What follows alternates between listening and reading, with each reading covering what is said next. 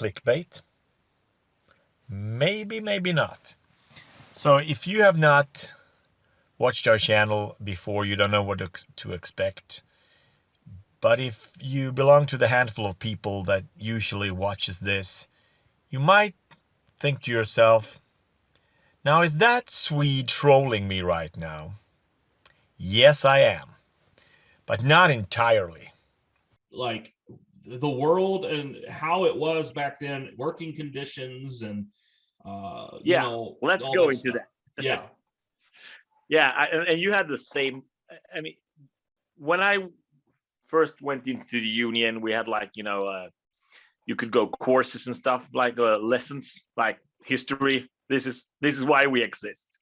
Yes. And the way I got it described, this is Swedish conditions, but I think you had something similar except for the church part. So you had, let's say, where is my stuff here? You have the factory. Here's the factory. So what do you need for the factory? You need workers. Well, they have to live somewhere. Then the guy who owns the factory, he builds little houses. Do you see them, or is it just yes? me? I can see them. Yes. Yeah, the little houses where you could live with your family if you worked in the factory. But if you demanded stuff, you would be thrown out, and then you would not only be broke, you would also be homeless, right? Yeah. So yes. that's a tool for control. And where do they get their food? Well, in the store, and where the robber baron, he owns the store too, right? Yep. and he is of course friends with the higher echelon. Higher echelon. Yeah. Of society.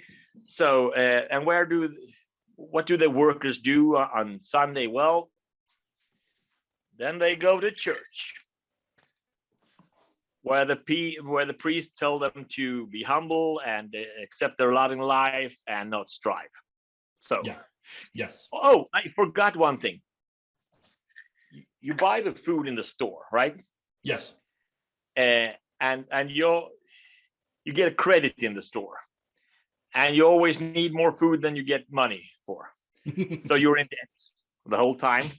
So if you say, hey, I am a human too, I need my rights, then you're thrown out, you have no house, and you owe money. Yeah. That's a big system of keeping people in check. Yes. So then they started, okay, let's put some money in a bowl here, and the one who dares to start standing up will take care of him, because if no one does it, nothing changes. Yeah. But no one is prepared to sacrifice their family and starve their kids. So and I think you had your robber barons there too, right?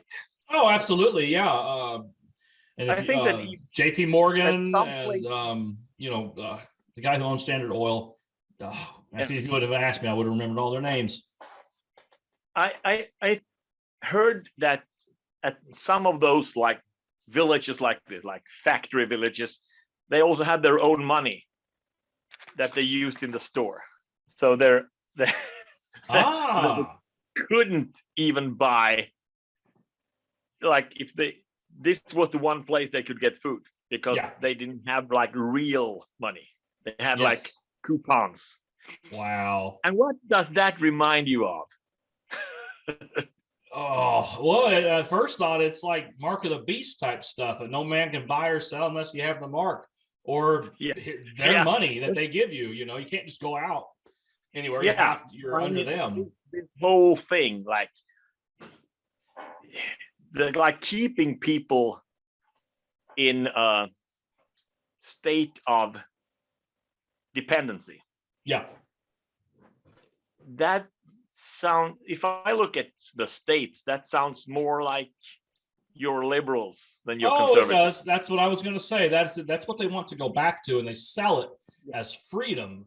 This is my Swedish lefty unionist point of view on the Liberal Party or the Democrats or whatever was used to be seen as the blue collar party of the states. They do not care jack shit for working men or women. They care about power and control. They pander to different groups for different reasons. What's something that you always carry with you? Hot sauce. Really? Yeah. Really? Yeah. Are you getting information right now? Hot sauce. Hot sauce in my bag, swag? Hot sauce. Really? Yes. Now listen, I yes. just want you to know, people are going to see this and say, okay, she's pandering to black people. Okay. Is it working? They need celebrities and media for promotion. They need academia for indoctrination and dumbing people down. And they need those dependent on welfare to harvest their votes. They don't like to lift them up from their poverty. They like to feed them just enough to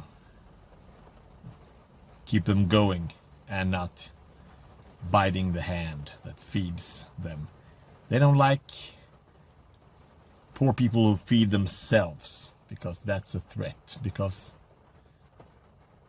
you don't bite the hand that feeds you. A part of the bourgeoisie is desirous of redressing social grievances in order to secure the continued existence of bourgeois society.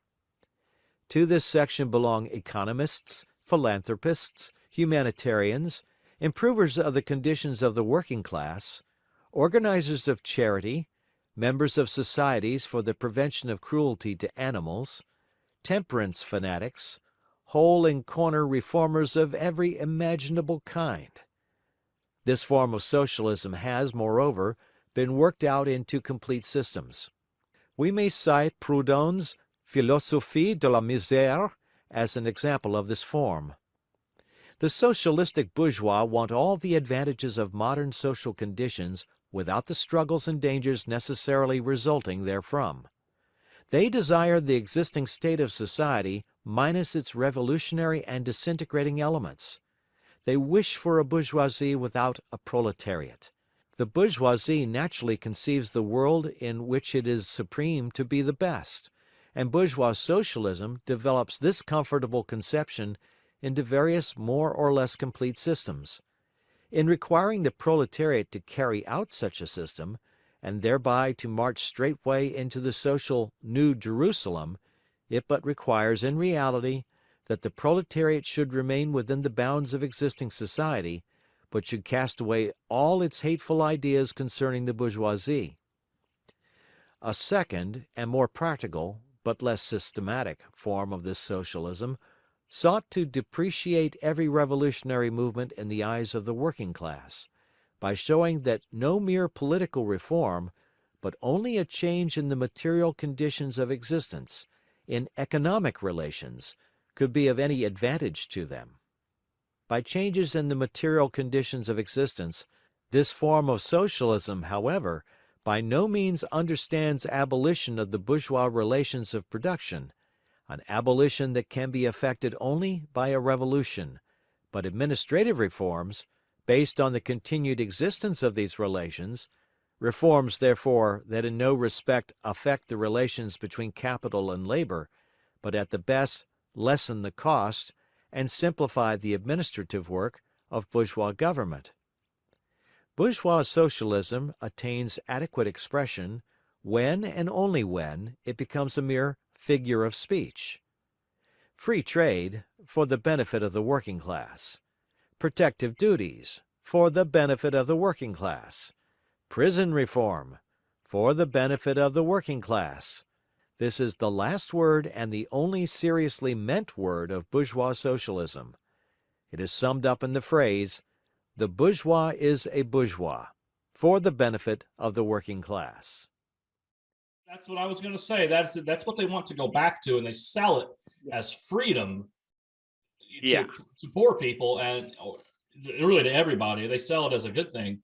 And they, in reality, they know what they're doing. It is a way to control everybody's decisions. It's no different than going to a digital dollar. that Biden wants to do, you know, that way, oh, here's your digital dollars that we're all going to. By the way, you can only buy these certain products because the dollars are digital and will only work at the stores or the websites that we say they can work at. You know, Yeah. Going back to the same thing. So the system of control that spawned the left, so to say, or back in the days, like the workers' movement, and it turned sour pretty fast. But that seems like those guys down in Davos who wants a better world, sounds like they want to go back to this. Oh, they do. Because if you don't own anything, that means that someone else is owning everything. It's right. Isn't it? That is absolutely right. And like I said, they sell it as a good thing. You'll own nothing and be happy. Well, then who owns it? Well, of course they do. Yeah, because there's as long as there's stuff, someone owns it. It doesn't matter if they own it on paper. They own it in practice. You know, Yes. The one who controls, the one who, you know, pays the piper, calls the tune, right? Yes. So yeah, Marx was right about, you know, people in charge, how it works. Yeah. You a nigga, and I'm just a cracker. They pin us against each other. Sit back and they watch it happen. In the hood, they selling crack and killing over shoes and jackets. In the trailer park, they fall apart, a bunch of Mac addicts. They call me redneck, white trash, say it back. I don't care, kiss my ass. I don't care, kiss my ass. They call me redneck, white trash, say it back. I don't care, kiss my ass. I don't care, kiss my ass. And the irony here is that the neo-Marxists, or the, you know, that kind, is actually